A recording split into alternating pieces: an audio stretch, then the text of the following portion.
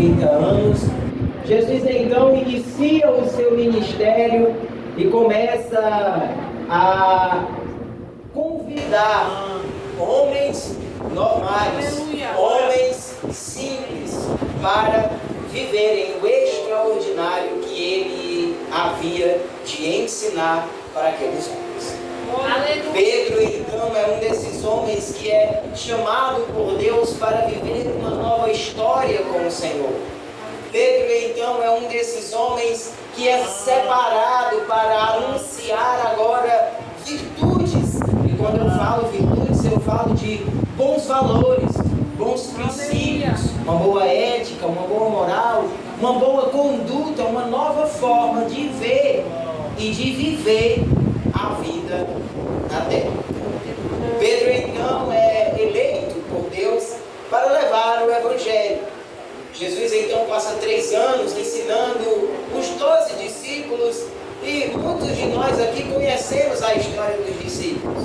Eles eram homens comuns, alguns fleumáticos, outros melancólicos, alguns sanguíneos, reagiam por impulsos, outros eram medrosos, porque o Evangelho de Deus nunca chamou pessoas perfeitas, mas chamou o imperfeito para aperfeiçoar. O Evangelho de Deus nunca visou pessoas sublimes, mas sempre visou pessoas que reconhecem as suas incapacidades para os capacitarem para viver coisas extraordinárias. Aleluia, Deus.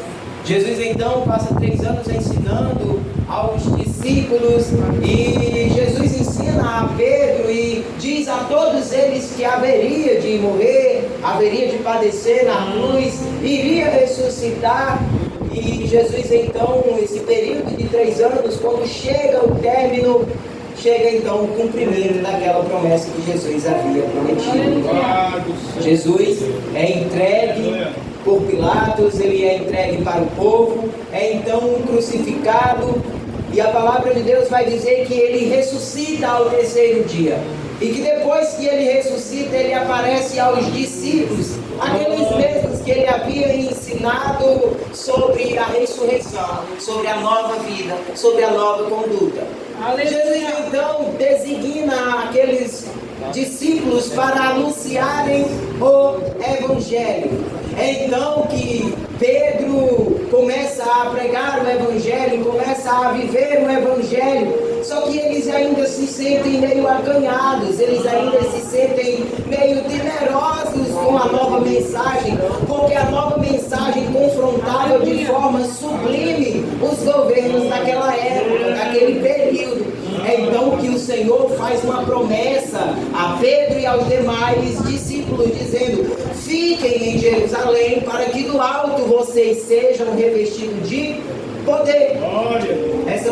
O cumprimento dessa promessa nós vemos em Atos no capítulo 2, quando o Espírito de Deus desce sobre aquele lugar, e os irmãos que estão ali todos são cheios do Espírito Santo e começam a falar outras línguas conforme o Espírito Santo concede que eles falem. Desde aquele momento então Pedro é tomado por uma graça, Pedro é tomado por uma unção e começa a falar a respeito de Jesus Cristo. Ele diz: olha, vocês que estão vendo todos esses sinais, todas essas maravilhas, creiam em Jesus Cristo, creiam para serem batizados, creiam para serem curados e creiam para um dia ir morar no céu. Pedro então prega o Evangelho de Jesus. Aleluia! E o tempo vai passando, e depois de 60 anos, aproximadamente 62 anos que Jesus já havia ressuscitado, já havia subido ao céu, a igreja estava crescendo. É aí que Pedro então escreve a carta de 1 Pedro para os cristãos. Aleluia! Essa carta que nós lemos no capítulo 2, ela é escrita por Silvano, amigo de Pedro. Pedro verbaliza as palavras e Silvano vai então escrevendo. Então é muito comum você ouvir alguém dizer: Pedro escreveu. Na verdade foi Silvano, mas foi redigido por Pedro. Louvado seja o nome do Senhor. E Pedro então direciona aquelas palavras para os cristãos gentios. Se Coríntios é escrito para os cristãos judeus, Pedro é escrito para os cristãos gentios, para aqueles que não tinham direito à salvação, mas que por meio da fé em Jesus Cristo receberam o Espírito de filiação. Pedro escreve esta carta para os irmãos que estão na Capadócia, na Ásia, que estão dispersos pela Roma. Pedro escreve essa carta a fim de orientar jovens, a fim de orientar senhores, a fim de orientar senhoras, a fim de orientar escravos, a fim de orientar a servos, como devem viver uma nova vida segundo a perspectiva de Deus. Louvado seja o nome do Senhor Jesus Cristo. E o apóstolo Pedro redige essas palavras, fala essas palavras para os irmãos, e no capítulo 1, no versículo de número 6, ele vai dizer que ele se alegra muito por estar falando aquelas palavras para os irmãos. Ele se alegra muito por os irmãos estarem crescendo no Evangelho, mesmo em meio a todas as perseguições. Porque naquela época, naquele período, havia uma grande perseguição, uma grande pressão por parte dos maiores, por parte daqueles que tinham grande autoridade. Eles não queriam que o Evangelho fosse anunciado. Aqueles que eram senhores e que não haviam se convertido ao Evangelho humilhavam os seus escravos para que os seus escravos não acreditassem em Jesus Cristo. Aqueles maridos que não eram crentes e que não queriam as suas esposas servindo a Jesus, humilhavam as esposas a fim de que as esposas abandonassem a Jesus. Aqueles que tinham poder e autoridade, que eram mais ricos e que não queriam o Evangelho, humilhavam aqueles que eram mais pobres e inferiorizados para que eles não quisessem a Jesus. Porque o Evangelho sempre sofreu perseguições.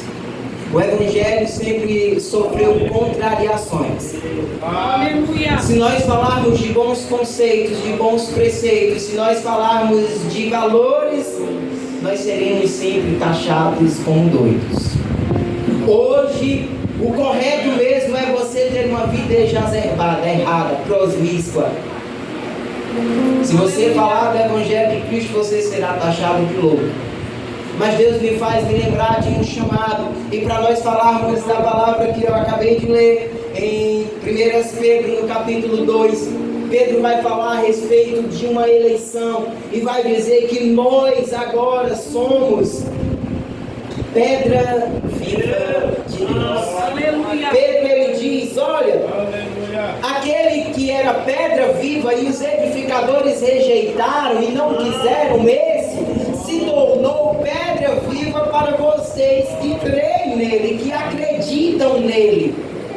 E assim como ele também é a pedra viva que os edificadores rejeitaram, vocês também passarão a ser pedras vivas, preciosas para ele.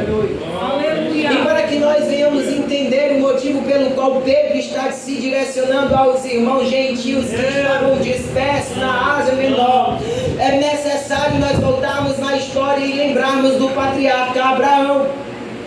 Quem aqui não conhece a história do patriarca Abraão, do capítulo 12 de Gênesis?